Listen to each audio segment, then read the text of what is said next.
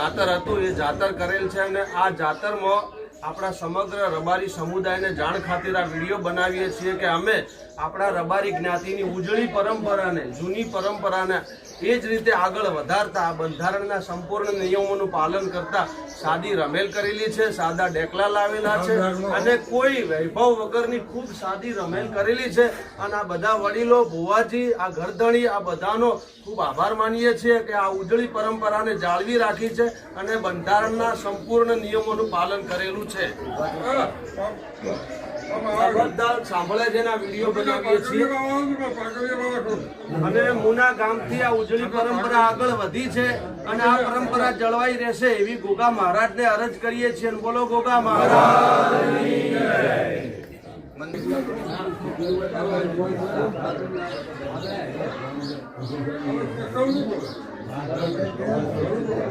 જય।